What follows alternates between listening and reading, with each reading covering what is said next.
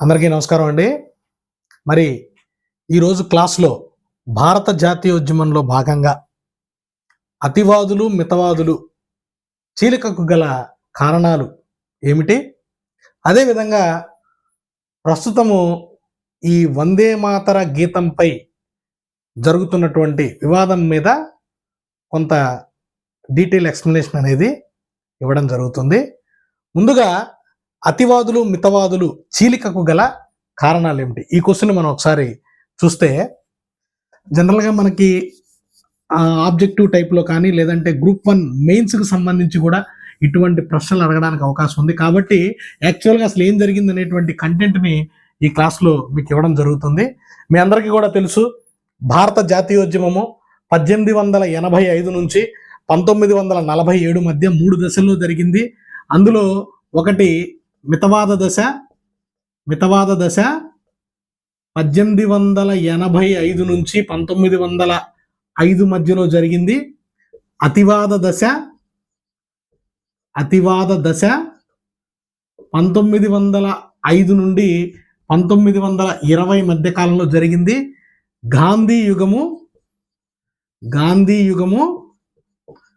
1920 నుంచి 1947 వరకు. అంటే భారత జాతీయోద్యమాన్ని కనుక ఒక్కసారి మనం గమనించినట్లయితే 3 దశల్లో జరిగింది. అతివాద దశ, మితవాద దశ, అతివాద దశ, గాంధీ యుగము. ఈ 3 దశల్లో భారత జాతీయోద్యమము కొనసాగింది. అయితే ఈ అతివాద దశకు మితవాద దశకు మధ్య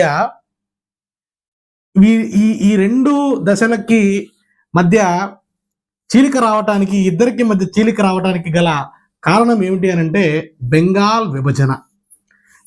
విభజన. ఈ అతివాద నాయకులు అవలంబించినటువంటి పద్ధతులు ఒక రకంగా ఉన్నాయి, అతివాద నాయకులు అవలంబించినటువంటి పద్ధతులు ఒక రకంగా ఉన్నాయి. మితవాదులు 1885 నుంచి 1905 మధ్య కాలంలో ఎటువంటి ప్రజా ఉద్యమాలు జరగలేదు. వీళ్ళు 3P విధానాన్ని అవలంబించారు. 3P అంటే ఏంటంటే ప్రేయర్స్ ప్రార్థనల ద్వారా, పిటిషన్స్ అంటే విజ్ఞాపనల ద్వారా, ప్రొటెస్ట్ నిరసనల ద్వారా.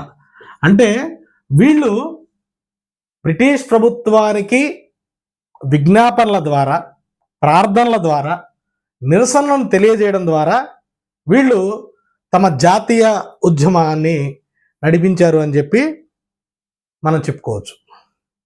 ఈ 3 విధానాల వల్ల 1885 నుంచి 1905 కాలంలో ఒక్క ప్రజా ఉద్యమం కూడా జరగలేదు. ఇటువంటి సమయంలో, ఇటువంటి టైంలో 1903 అంటే అప్పటికి ఇంకా మితవాదుల చేతిలోనే ఈ జాతీయోద్యమం నడుస్తుంది. 1903లో విలియం వార్డ్ అనేటువంటి ఒక ఆంగ్లేయ అధికారి సలహా మేరకు బెంగాల్ విభజన ప్రకటన చేశాడు. ఎవరు చేశారండి? బెంగాల్ విభజన ప్రకటన ఎవరు చేశారంటే ఆనాటి వైస్రాయ్ లార్డ్ కర్జన్ బెంగాల్ విభజన ప్రకటన చేశాడు. ప్రకటన 1903వ సంవత్సరంలో వచ్చింది. ఎందుకు ఈ ప్రకటన వెనక ఉన్నటువంటి ఉద్దేశం ఏమిటి అంటే, లార్డ్ కర్జన్ యొక్క ఉద్దేశం ఏమిటి అంటే బెంగాల్ని రెండుగా విభజించాలి. అంటే తూర్పు బెంగాల్కి ఢాకా రాజధానిగా, పశ్చిమ బెంగాల్కి కలకత్తా రాజధానిగా విభజించాలి. కారణం ఏంటంటే, ఈ లార్డ్ కర్జన్ చెప్పేటువంటి కారణం ఏంటంటే పరిపాలనా సౌలభ్యం కొరకు బెంగాల్ని 2గా విభజిస్తున్నాము అని ప్రకటించాడు. ఢాకా కేంద్రంగా తూర్పు బెంగాల్ని, కలకత్తా కేంద్రంగా పశ్చిమ బెంగాల్ని విభజిస్తున్నామని చెప్పి లార్డ్ కర్జన్ తెలియజేశాడు. కారణం ఏంటి అని అంటే, ఆనాడు బెంగాల్ ప్రాంతము అని అంటే దాదాపు 1.89 లక్షల చదరపు మైళ్ళు అండి. అంటే ఈనాడు ఉన్నటువంటి బంగ్లాదేశ్, బెంగాలు, ఒరిస్సా, బీహారు ఇదంతా కూడా బెంగాల్ కిందే వచ్చేది. ఇక జనాభా వచ్చినప్పటికీ 8.5 కోట్లు. 8.5 కోట్లు అంటే 8.5 కోట్ల జనాభా ఉన్నటువంటి ప్రాంతము 1.89 చదరపు మైళ్ళు విస్తీర్ణం ఉన్నటువంటి ఈ ప్రాంతాన్ని ఒకే గవర్నర్ పాలన కింద పరిపాలించడం సాధ్యం కాదు. కాబట్టి 2 ప్రాంతాలుగా విభజిస్తున్నాము అని చెప్పి లార్డ్ కర్జన్ 1903 సంవత్సరంలో ఒక ప్రకటన జారీ చేశాడు, బెంగాల్ విభజన చేస్తున్నట్టుగా. అయితే వీరి యొక్క ఉద్దేశాలు వేరుగా ఉన్నాయి. యాక్చువల్గా ఏంటంటే నిజానికి లార్డ్ కర్జన్ చెప్పినటువంటి ఈ ప్రతిపాదనని కాంగ్రెస్ నాయకులు తీవ్రంగా వ్యతిరేకించారు. కారణం ఏంటి అనంటే ఆనాడు జాతీయ ఉద్యమానికి కేంద్రంగా ఉన్నటువంటి కలకత్తా నగర ప్రాధాన్యతను తగ్గించే క్రమంలో జాతీయవాదాన్ని, జాతీయ సమైక్యతను, జాతీయవాద చైతన్యాన్ని తగ్గించేటువంటి క్రమంలో కలకత్తాలో ఈ బెంగాలీల యొక్క ప్రాధాన్యం తగ్గించే క్రమంలో ఢాకాని వీరు మరొక కేంద్రంగా చూపించే ప్రయత్నము ఆంగ్లేయులు చేశారు. అదేవిధంగా హిందువులు మెజారిటీగా ఉన్నటువంటి ఈస్ట్ బెంగాలు, హిందువులు అధిక మెజారిటీగా ఉన్నటువంటి వెస్ట్ బెంగాలు, ముస్లింలు అధికంగా ఉన్నటువంటి ఈస్ట్ బెంగాల్ని వేరు చేసి విభజించు పాలించు అనేటువంటి సూత్రాన్ని బ్రిటిష్ వారు ఇక్కడ అమలు చేశారు. ఈ విషయంపై కాంగ్రెస్ పార్టీ తీవ్రంగా వ్యతిరేకించింది.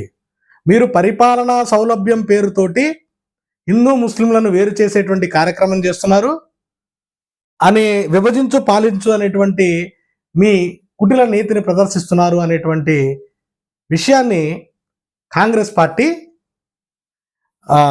తెలియచేసింది అనమాట. అంటే ఏంటంటే తీవ్రంగా వ్యతిరేకించింది. ఈ ప్రకటన వచ్చిన తర్వాత జరిగినటువంటి విషయం ఏమిటి అంటే 1903 సంవత్సరంలో బెంగాల్ని విభజిస్తున్నాము అనేటువంటి ప్రకటన చేసిన తరువాత 1903 సంవత్సరంలో సురేంద్రనాథ్ బెనర్జీ ఆధ్వర్యంలో ఒక మితవాద నాయకుడు అండి సురేంద్రనాథ్ బెనర్జీ ఆధ్వర్యంలో బెంగాల్ విభజన వ్యతిరేక ఉద్యమం జరిగింది. బెంగాల్ విభజన వ్యతిరేక ఉద్యమం 1903లో సురేంద్రనాథ్ బెనర్జీ ఆధ్వర్యంలో జరిగింది. మితవాద నాయకులు తమ మితవాద పద్ధతుల ద్వారా ప్రభుత్వానికి విజ్ఞాపనలు, విన్నతులు ఇవ్వడం మొదలుపెట్టారు. ఈ చర్యని అతివాద నాయకులు వ్యతిరేకించారు. అయినప్పటికీ అప్పటికి జాతీయ కాంగ్రెస్లో మితవాద నాయకుల ప్రాబల్యం ఎక్కువగా ఉండటం వల్ల సురేంద్రనాథ్ బెనర్జీ అధ్యక్షతన 1903 సంవత్సరంలో బెంగాల్ విభజన వ్యతిరేక ఉద్యమము జరిగింది. ఈ ఉద్యమము 2 సంవత్సరాల పాటు జరిగిందండి. అయినప్పటికీ 1905 అక్టోబరు 16వ తారీఖున బెంగాల్ విభజన జరిగిపోయింది. అంటే మితవాద నాయకులు చేసినటువంటి ప్రయత్నాల వల్ల ఎటువంటి ఉపయోగం కలగలేదు, బెంగాల్ విభజన జరిగిపోయింది. దీంతో అతివాద నాయకులు ఈ మితవాద నాయకుల్ని తీవ్రంగా విమర్శించడం మొదలుపెట్టారు. మీ పద్ధతుల వల్లనే, మీ విధానాల వల్లనే బెంగాల్ విభజన ఆగిపోయింది, బెంగాల్ విభజన జరిగిపోయింది, మీ యాచకత్వ పద్ధతుల వల్లనే ఈ బెంగాల్ విభజన అనేది జరిగింది అని అతివాద నాయకులు మితవాదుల్ని తీవ్రంగా విమర్శించడం మొదలుపెట్టారు. ఈ క్రమంలో ప్రతి సంవత్సరము జరిగేటువంటి ఈ యొక్క కాంగ్రెస్ సమావేశాలు ఈసారి 1900 జాగ్రత్త గుర్తుపెట్టుకోండి, ప్రతి సంవత్సరం కూడా డిసెంబర్ నెలలో కాంగ్రెస్ సమావేశాలు జరుగుతాయి. 1905 అక్టోబర్ 16వ తారీఖున బెంగాల్ విభజన అమలులోకి వచ్చింది.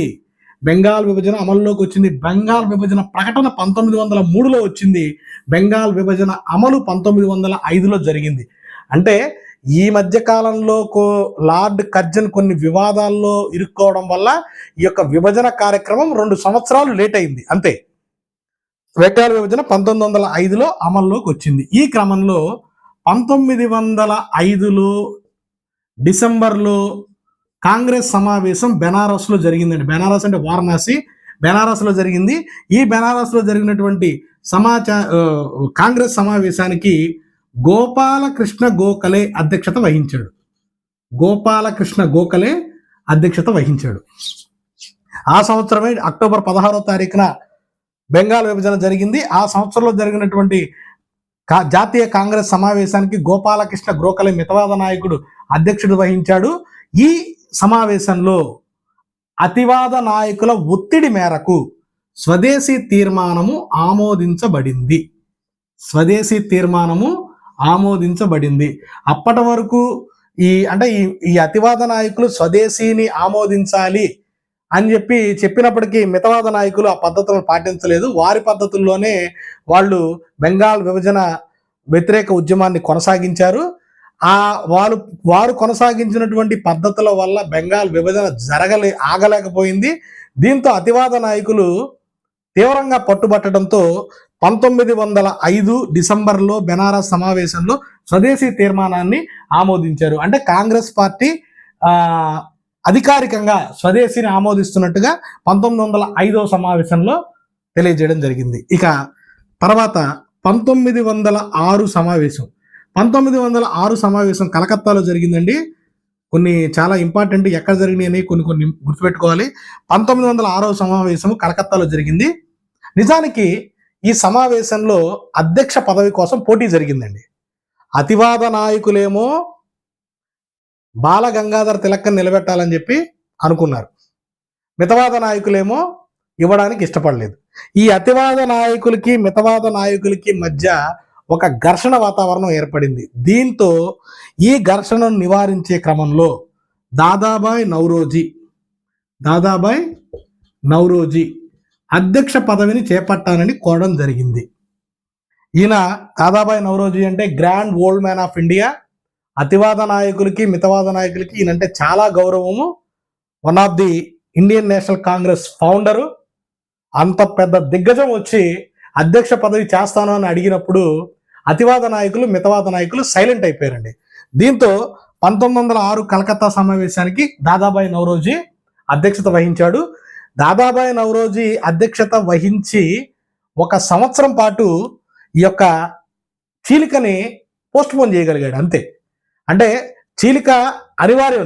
చీలిక అనేది ఆగలేదు. కానీ 1 సంవత్సరం 1906లో జరగాల్సినటువంటి ఆ అతివాద మితవాదుల చీలిక 1907లో జరిగింది. 1 సంవత్సరం పోస్ట్ పోన్ చేయగలిగాడు అనమాట. అంటే ఆయన మీద ఉన్నటువంటి గౌరవంతో 1906 కలకత్తా సమావేశానికి దాదాబాయ్ నౌరోజీని అధ్యక్షుడిగా చేయడం జరిగింది. ఇక 1907 సమావేశం. ఈ సమావేశంలోనే కాంగ్రెస్ పార్టీ నిట్ట నిలువున 2 వర్గాలు, మితవాదులు అతివాదుల కింద చీలిపోవడం జరిగింది. నిజానికి ఈ సమావేశం నాగపూర్లో జరగాలండి. మనము చదువుకుంటా ఉంటాము 1907 సమావేశము సూరత్లో జరిగిందని చదువుకుంటాము. వాస్తవానికి ఈ సమావేశం నాగపూర్లో జరగాలి. అయితే లాస్ట్ మినిట్లో నాగపూర్ నుంచి సమావేశ వేదికని సూరత్కి మార్చారు. లాస్ట్ మినిట్లో సమావేశ వేదికని సూరత్కి మార్చారు. కారణం ఏంటి అని అంటే 1907లో ఒరిజినల్గా జరగాల్సినటువంటి సమావేశం నాగపూర్లో జరగాలి. ఈ నాగపూర్ అనేది సెంట్రల్ ప్రావిన్స్ కింద వస్తుందండి. సెంట్రల్ ప్రావిన్స్ కింద వస్తుంది. ఈ సెంట్రల్ ప్రావిన్స్ కింద వచ్చినటువంటి ఈ నాగపూర్ సమావేశాన్ని లాస్ట్ మినిట్లో సూరత్లోకి మార్చడానికి కారణం ఏంటంటే ఈ సూరత్ అనేది బాంబే ప్రెసిడెన్సీలోకి వస్తుంది. బాంబే ప్రావిన్స్లోకి వస్తుంది. అంటే ఈ సూరత్ ఈ 1907 సమావేశానికి అతివాద నాయకులు బాల గంగాధర తిలక్ని అధ్యక్షుడి కింద చేయాలని చెప్పి అనుకున్నారు. అయితే బాల గంగాధర తిలక్ని అధ్యక్ష పదవి చేపట్టనీయకుండా ఉండడం కోసం మితవాదులు ఆఖరి నిమిషంలో వేదికని నాగపూర్ నుంచి సూరత్కి మార్చారు. కారణం ఏంటి అని అంటే ఇక్కడ ఒక్కసారి మనము కాంగ్రెస్ నియమ నిబంధనలకు వెళ్ళాలి. కాంగ్రెస్ నియమ నిబంధనల ప్రకారము ఏ ప్రాంతంలో అయితే కాంగ్రెస్ సమావేశాలు జరుగుతున్నాయో ఆ ప్రాంతానికి చెందినటువంటి వ్యక్తి అధ్యక్ష పదవి చేపట్టడానికి అనర్హుడవుతాడు. ఉదాహరణకి మద్రాస్ రాష్ట్రంలో గనక సమావేశం జరిగితే మద్రాసు రాష్ట్రానికి చెందినటువంటి వ్యక్తి అధ్యక్షుడు అవటానికి అనర్హుడవుతాడు. ఆ విధంగా సూరత్ అనేటువంటిది బొంబాయి ప్రావిన్స్కి చెందినటువంటి ప్రాంతము. బాలగంగాధర తిలక్ పూనా ప్రాంతానికి చెందినటువంటి వ్యక్తి. ఈ పూనా అన్నది బొంబాయి ప్రావిన్స్కి చెందినటువంటి ప్రాంతము. అంటే ఒకవేళ నాగపూర్లో గనక సమావేశం జరిగినట్లయితే బాలగంగాధర తిలక్ అధ్యక్ష పదవి కింద పోటీ చేయడానికి అర్హుడవుతాడు. కారణం ఏంటి అని అంటే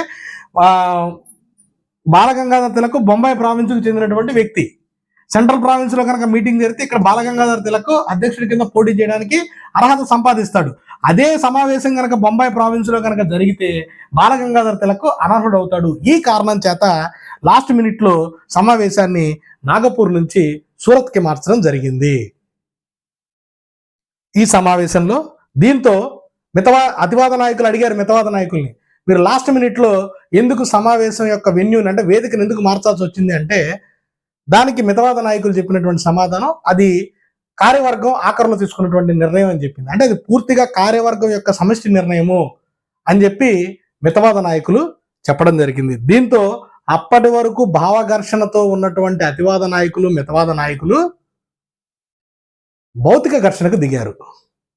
అప్పటి వరకు కేవలం వాళ్ళ భావాల ద్వారానే ఇద్దరి మధ్య వైరుధ్యం ఉండేది. ఇప్పుడు డైరెక్ట్గా ఒకళ్ళొకళ్ళు కొట్టుకున్నారు, కుర్చీలు పగిలిపోయినాయి. ఫైనల్గా 1907 సూరత్ సమావేశంలో అతివాద నాయకులు మితవాద నాయకులు విడిపోవడం జరిగింది. ఈ ఎంటైర్ ఎపిసోడ్ మొత్తాన్ని కూడా ఒక వ్యక్తి కూర్చొని చక్కగా ఎంజాయ్ చేస్తున్నాడు అనమాట. ఎవరా వ్యక్తి అని అంటే లార్డ్ మింటో. భారత గవర్నర్ జనరల్గా ఉన్నటువంటి లార్డ్ మింటో ఆ సీన్ మొత్తాన్ని ఎంజాయ్ చేస్తూ ఇంగ్లాండ్కి సూరత్ సమావేశంలో కాంగ్రెస్ పార్టీ నిట్ట నిలువునా చీలిపోయింది అని చెప్పి ఒక లేఖను రాయడం జరిగింది. ఈ విధంగా 1907లో సూరత్ సమావేశంలో అతివాద నాయకులు మితవాద నాయకులు రెండుగా విడిపోయారు. మళ్ళీ 10 ఏళ్ల తర్వాత 1916 లక్నో సమావేశంలో వీళ్ళిద్దరూ కూడా తిరిగి కలవడం జరిగింది. ఇది అతివాద నాయకులు మితవాద నాయకులు చీలికకు గల కారణాలు. నేను యాక్చువల్గా మొత్తం కంటెంట్ చెప్పానండి. దీంట్లోంచి మనం ఇంపార్టెంట్ పాయింట్ల వారీగా రాసుకుంటే మనకి గ్రూప్ 1 ప్రశ్నకి సమాధానము పూర్తవుతుంది. నెక్స్ట్ క్లాస్లో ఈ వందే మాతర ఉద్యమానికి సంబంధించి రీసెంట్గా జరుగుతున్నటువంటి వివాదం ఏదైతే ఉందో అసలు ఆ వివాదం ఎందుకు వచ్చింది, చారిత్రక పరంగా అంటే చరిత్ర పరంగా ఆ వివాదం రావడానికి గల కారణం ఏంటి అనేటువంటి విషయాన్ని నెక్స్ట్ క్లాస్లో డిస్కస్ చేద్దాం. ఒక్కసారి ప్రతిరోజు కూడా మనము మన ఛానల్లో షార్ట్స్ అనేవి పెట్టడం జరుగుతుందండి. మీకు ఏదైనా సరే ఏ క్లాస్కి చరిత్రకు సంబంధించి భారతదేశ చరిత్ర కానీ లేదంటే ప్రపంచ చరిత్ర కానీ లేదంటే ఆంధ్ర చరిత్ర కానీ ఏ చరిత్రకు కావాల్సినటువంటి వీడియో కావాలన్నా సరే కింద కామెంట్ బాక్స్లో కమెంట్ చేయండి. మన వీడియోస్ని లైక్ చేయండి, షేర్ చేయండి, అదేవిధంగా ఛానల్ని సబ్స్క్రైబ్ చేయండి. మీరిచ్చే సపోర్ట్ ద్వారా నేను మరిన్ని వీడియోలు చేసి మీకు ఇచ్చేటువంటి ప్రయత్నం చేస్తాను. Thank you very much.